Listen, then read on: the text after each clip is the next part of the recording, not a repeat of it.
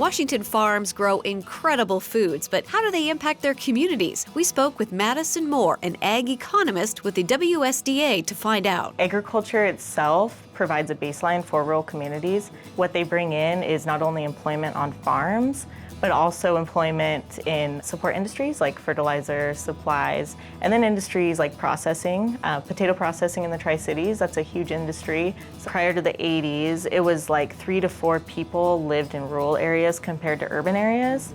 And nowadays it's flipped, and it's about twice as many people live in urban areas than rural areas. And so what we get from that is that a lot of people are becoming more separated from agriculture, and so there's a lot less people producing. What happens then is kind of a hollowing out of middle America. You know, you don't have people as connected to the rural lifestyle and the rural communities.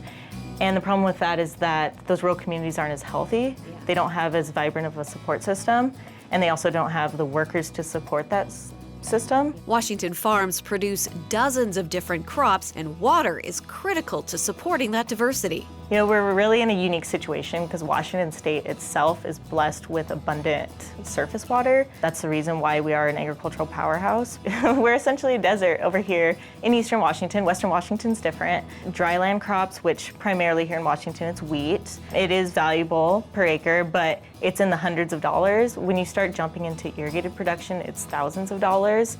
And from there stems value-added products, packing sheds and processing and exports. So water itself is a conduit to value. In Washington, we love farms of all sizes, and each one has their own role to play in the agricultural economic system. Nobody likes to see small farms going out of business, but in reality, we have seen an upward trend of small farms. That does have a positive impact on communities. Consolidating itself also might have a positive impact. It's hard to say because when you get a large farm, they also are the ones that are usually vertically integrated. They bring in employment in sectors outside of farming. And when you have just a bunch of small farms, that's not necessarily the case because the families are the ones working on the farms. We're really encouraging these days that you think of agriculture as food systems. So large farms, small farms, we need both of them. Consolidation is a natural occurrence, but there eventually will be a balance.